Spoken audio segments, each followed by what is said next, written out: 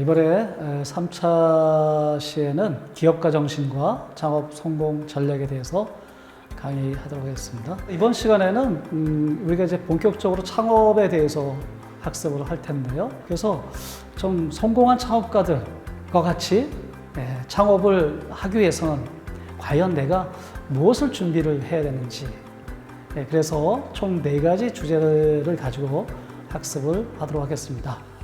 그래서 먼저 창업의 개념과 이슈, 두 번째는 이제 기술 창업의 특성과 실패 원인, 세 번째는 기업가 정신 개념과 중요성, 네 번째 창업 성공 요인과 준비하기, 이렇게 4가지 주제를 가지고 학습을 진행할 텐데요.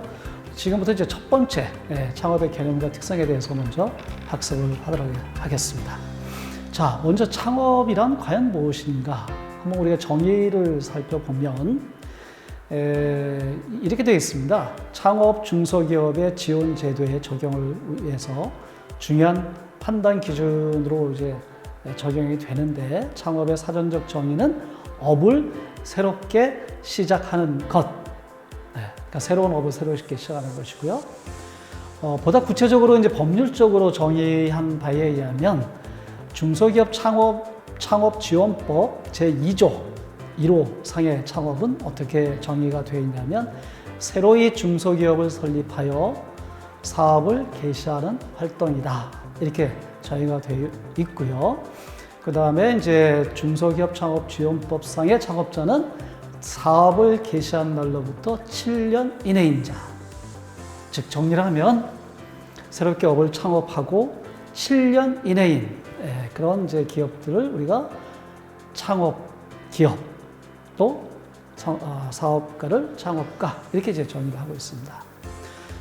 그러나 이제 예외 규정이 있는데요. 뭐냐면 첫 번째는 이제 타인으로부터 사업을 승계해서 승계 전 사업과 동종의 사업을 계속하는 경우, 그러니까 본인이 창업을 하지 않고 타인으로부터 그냥 사업을 승계했는데 똑같은 거, 다른 분이 이제 예를 들어서 삼겹살집을 했는데 내가 그냥 인수해서 삼겹살집을 한다 하는 경우는 창업으로 인정을 못 받습니다. 두 번째, 개인 사업자가 이제 법인으로 전환하는 경우에, 또는 법인의 조직 변경 등 기업 형태를 변경해서 변경 전의 사업과 동종의 사업을 하는 경우, 마찬가지로 이제 개인 사업자가 법인으로 전환했다 하더라도 동종의 사업을 계속하는 경우는 역시 또 창업으로 인정을 못 받습니다.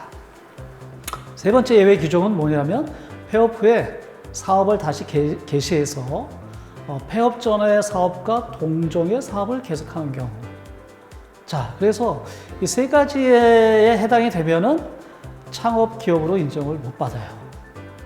그래서 결론적으로 3가지 유형의 공통적인 그 내용을 보면은 어떤 그 동종의 사업을 하는 경우에는 창업 기업으로 인정을 못 받는다. 그래서 왜 이런 예외 규정을 두냐면, 창업 기업으로 인정받았을 때는 중소기업의 다양한 창업 지원 프로그램을 이제 혜택을 받을 수 있어요. 그러다 보니까 이제 이 기업들이 창업 기업의 그 자격을 유지하기 위해서 이제 7년, 이게 7년이면 되니까 또 다른 사업 인수해서 또 다시 새로 시작해서 또 7년, 이렇게 편법으로 7년이라는 기간을 이렇게 연장을 하려고 하는 그런 문제점들이 있기 때문에 이렇게 동종의 사업의 경우에는 인정을 못 받습니다. 자, 그런데 이제 최근에 중소기업 창업 지원법이 최근에 이제 개편이 됐어요. 2020년에 이제 개편이 됐는데 35년 만에 큰 폭으로 개편이 됐습니다. 개편된 이유는 동종의 사업이지만 최근에 디지털 전환이라든지 스마트화 이런 것에 의해서 같은 동종 사업이지만 그 안에서 또 세부 업종으로 들어가면 내용이 이제 다른 그런 창업 유형들이 많이 생겨나고 있습니다. 그러다 보니까 이제 어떻게 보면 내용은 다른데 동종이라는 그런 자격 제한 조건 때문에 창업 기업으로 인정을 못 받는 그런 부작용들이 발생을 해서 최근에 이제 개편이 됐고요. 그래서 개편 전에는 폐업 후 동종 업종 재개시 시 창업을 불인정했어요. 네, 그래서 이 기준은 뭐냐면 표준 산업 분류의 세 분류 단위에서 이제 기준했는데 그걸 조금 더 개편한 거는 뭐냐면 세 분류 중에서 세 분류로 이제 구체화한 그런 내용입니다. 그래서 세 분류 단위가 아니고 세 분류 단위에서도 다시 한번 업종 내용을 보고 사업 내용을 보고 업종이 다르다면 창업기업으로 인정을 해주겠다. 여기 예시가 있는데요. A가 타이어 제조 사업을 하다가 폐업해서 폐기될 수 있는 공장을 B가 인수했어요. 타이어 제조 사업을 그대로 인수했는데 보시면은 개정 전에 공장 인수를 통한 동정사업 개시로 창업이 불인정됐습니다. 그러니까 물적 기준으로 공장을 그대로 인수했기 때문에. 근데 변경된 후에는 어떻게 되냐면 A와 다른 B, 즉 B가 사업을 개시했으므로 동정이지만 인정이 되는 그런 사례. 그래서 물적 기준이 이제 인적 기준으로 바뀌었다는 거 하나 하고, 그 다음에 밑에 보시면 뭐 데이터베이스에서 온라인 정보 제공업, 음악 파일 다운로드 서비스를 A가 폐업한 후에 그 외에 기타 다른 세세 분류 단위의 업종으로 예를 들어서 뭐 텍스트 음성 변환 서비스 이렇게 이제 변환을 업종을 하면은 세세 분류 단위에서는 같은 정보 업종이라지만 다른 거죠. 그래서 그 경우에는 또 인정을 받습니다. 자, 그래서 조금 더 이제 최근 트렌드에 맞게 업종 개편이 됐고요. 이렇게 개편안이 이제 되면은 어떤 오케이. 그래서 이걸 이제 잘 인정 파악을 해서 여러분들 창업기업 혜택을 잘 받으시면 좋고요. 창업기업으로 인정을 받았을 때는 어떤 혜택이 있냐면 이제 공공기관 우선 구매제도. 그래서 중기부에서 최근에 공공기관에서 이제 창업기업 그래서 공공기관은 창업기업의 제품의 약 8% 이상을 의무적으로 구매하는 이런 제도를 뒀습니다. 그래서 창업기업으로 인정을 받으면 공공기관에 그만큼 이제 상품을 납품할 수 있는 그런 기회가 많이 생기는 거죠. 이런 혜택 때문에 이제 창업기업 인정을 좀 더 현실에 맞게 개편을 했다. 그래서 창업기업을 여러분들은 이제 꼭 확인을 받으셔야 됩니다. 받으셔야 되고요. 여기 보시면 이제 창업기업의 그 인증을 하는 요 확인서를 발급하는 그런 사이트가 있습니다. 이 사이트에 가서 여러분 온라인으로 신청을 하시면 여러분들 자격 조건을 입력을 하시면 그 판단 기준에 의해서 아까 그 기준에 의해서 창업기업으로 인정이 되면 오른쪽과 같이 창업기업 확인서를 여러분들이 발급받을 수 있고요. 이걸 가지고 이제 창업기업의 다양한 혜택을 받으시면 되겠습니다. 그다음에 창업의 법적 정의를 보면은 크게 우리가 이제 중소기업, 뭐 벤처기업, 소기업, 소상공인, 사회적 기업, 1인 창조기업, 협동조합 이렇게 이제 다양한 형태로 구분을 할 수가 있고요. 이 중에서 이제 그 벤처기업은 이제 그 기술 창업을 하는 사람들한테는 굉장히 벤처기업 인증을 많이 받고 싶어하죠. 그래서 벤처기업 인증 같은 경우는 뭐 이런 조건이 있습니다. 창업 후 3년 이내 벤처 확인 시 법인세 또는 소득세 50% 감면. 즉 벤처기업의 인증을 받으면 이런 다양한 혜택들이 있어요. 그래서 법인세 또는 소득세를 50% 감면 받을 수 있고요. 또 사업 후 부동산을 취득할 시에 취득세를 75% 감면 받을 수 있고요. 그 다음에 이제 중소기업 정책 자금 한도 또는 기술 보증 재단의 보증 기금의 어떤 보증 한도도 역시 또 많이 받을 수 있는 이런 자금 지원 어떤 혜택 등이 있기 때문에 이 벤처기업 인증을 받고자 하는 기업들이 상당히 많습니다. 자, 그래서 그렇다고 그러면 벤처기업 인증 제도도 최근 이제 개편이 됐는데요.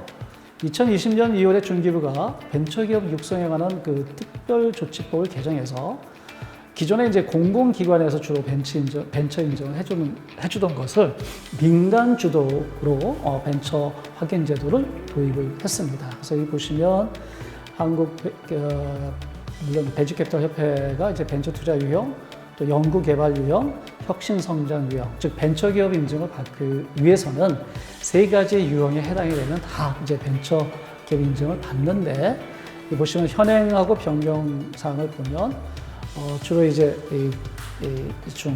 민간 주도, 특히 맨 마지막에 혁신 성장 유형에서는 기존의 이제 기술 보증 기금이라든지 중소벤처기업 진흥공단에서 하던 그런 이를 변경해서 기술 보증, 생산기술, 발명진흥회 등등등 다양한 민간기관에서 기술성과 사업성을 평가해서 인증을 해주는, 인증할 때는 이제 벤처기업협회에서 최종 승인 인증 처리를 해서 벤처기업 확인서를 발급하고 있습니다.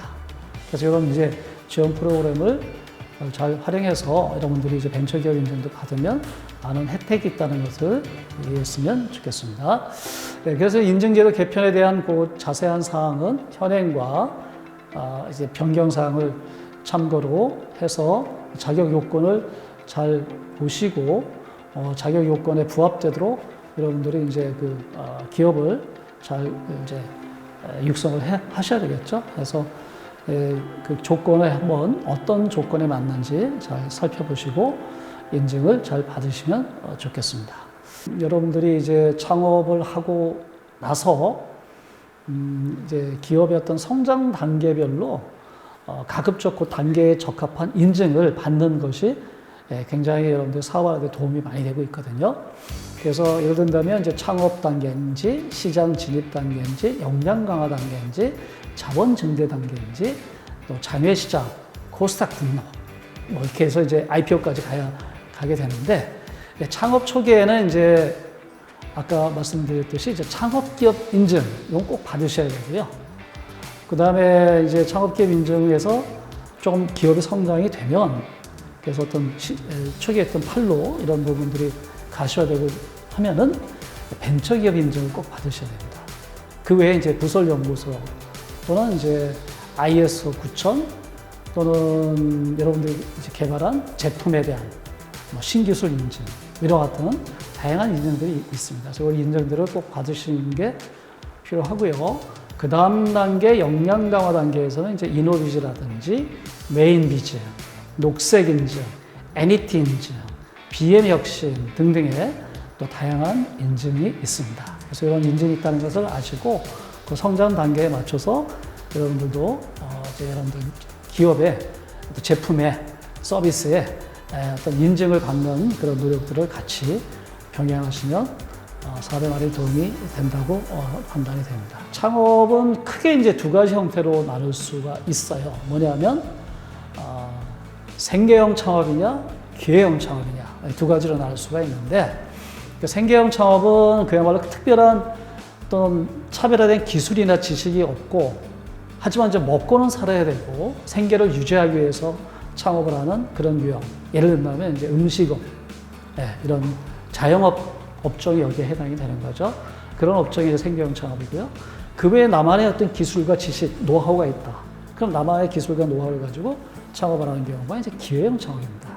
근데 이제 생존율을 보면 기회형 창업이 훨씬 높아요. 부가가치도 훨씬 높고 기업의 성장 속도도 훨씬 높고 따라서 기왕 여러분들이 이제 창업을 생각을 하신다면 생계형 창업보다는 이제 기회형 창업을 이렇게 도전하는 게 훨씬 더 바람직하다. 근데 우리나라 같은 경우에 보시면 이제 OECD 국가들하고 이렇게 비교했을 때 생계형 창업 비중이 굉장히 높습니다. 그래서 정부에서도 이제 어떻게 보면 레드오션이거든요. 진입 장벽이 낮기 때문에 누구도 이제 많이 이렇게 진입을 하기 때문에 시장이 과열돼요. 경쟁이 치열해요. 그러니까 살아남기 어려워요. 그래서 정부에서도 가급적 기회형 창업을 이렇게 활성화하려고 많은 노력을 하고 있습니다. 그래서 다행인 거는 이제 2016년 대비 우리가 이제 기회형 창업 비중이 9위, 8위, 그래서 2018년에 이제 4위까지 이렇게 좀 됐다 발전했는데 그 이야기는 생계형 창업 비중이 점차 좀 감소하고 혁신형, 벤처 유형의 기술 창업의 어떤 기회형 창업이 점차 이렇게 증가되고 있다 하는 그런 패턴을 보이고 있어서 조금 더 이제 긍정적이다 이렇게 이제 볼 수가 있습니다.